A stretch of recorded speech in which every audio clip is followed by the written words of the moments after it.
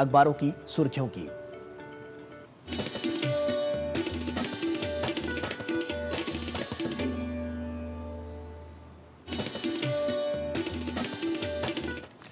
और जया हमारी सहयोगी हमारे साथ जुड़ रही हैं। Jaya, good morning. क्या है अखबारों की सुर्खियों में आज खास?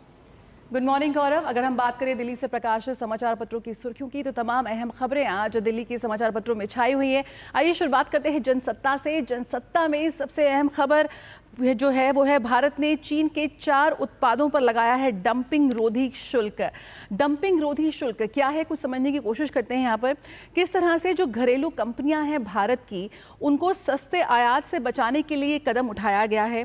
यहाँ पर जो अहम जो उत्पाद है उसमें हम कहा जा रहा है कि किस तरह से जो सामान्य से कम कीमतों पर चाइना जो है वो भारत इन उत्पादों को बेच रहा था, और ऐसे में इन सरकार का ये कदम बेहद अहम साबित होने जा रहा है।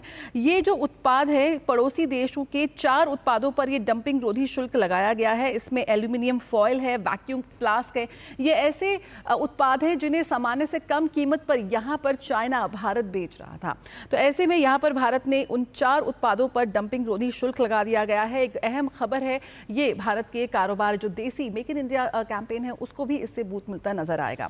अगली खबर यहाँ पर ले लेते हैं, किस तरह से धर्म आधारित आरक्षण संविधान का उल्लंघन है। कल अहम जो बैठक यहाँ पर राष्ट्रीय स्वयंसेवक संघ की हुई है बेंगलुरु में, उससे जुड़ी खबर है। क्या कुछ तमाम मुद्दों पर वहाँ पर चर्चा हुई, किस तरह से उसके समाधान निकाले गए, इस पर खबर है।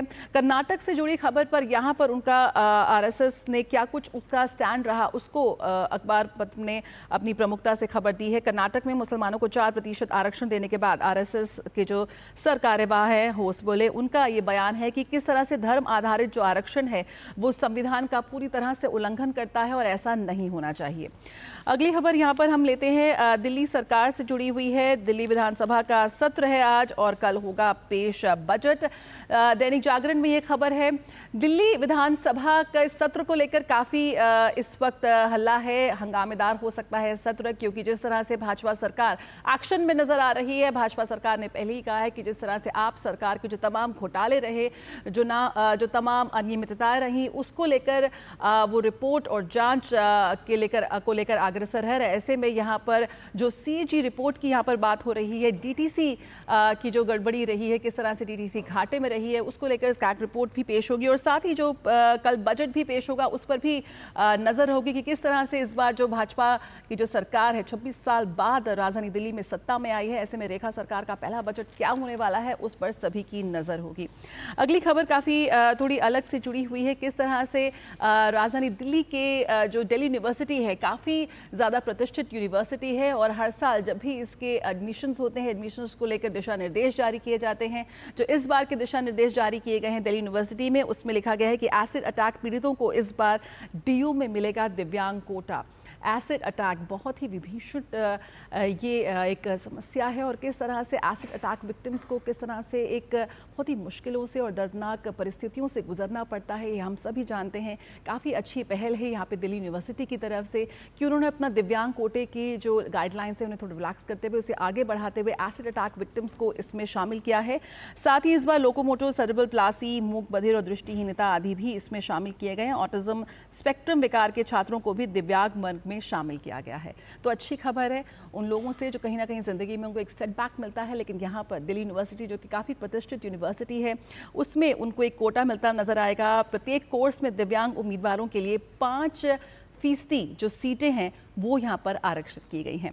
चलते चलते यहाँ पर खबर पर नजर डालते हैं। दैनिक जागरण की एक खबर है, Singapore women hall of fame में भारतवंशी लेखिका, भारतीय संस्कृति, भारतीय कलाकार, भारतीय आर्टिस्ट वैश्विक मंच पर अपनी एक अलग पहचान बना रहे हैं। हम देख रहे हैं कि अगर हम बात करें क्रिएटिव फील्ड की, आर्ट एंड कल्चर की, तो ऐसे में तमाम विश्व भर में भारतीय अपनी मौजूदगी दर्ज करा रहे हैं। इसी कड़ी में अच्छी खबर है यहाँ पर सिंगापुर से, जहाँ पर कमला देवी अरविंदन को उल्लेखनीय योगदान के लिए चुना गया है। भारतीय मूल की हैं वो, लेकिन सिंगापुर में रहती हैं और जानी मानी बेहद मशहूर लेखिका हैं कमला देवी अरविंदन। उनके लेखन के लिए सिंगापुर की वुमेन हॉल ऑफ फेम में उन्हें शामिल किया गया है। इसके साथ इस साल 5 अन्य महिलाओं को भी ये स्थान मिला है।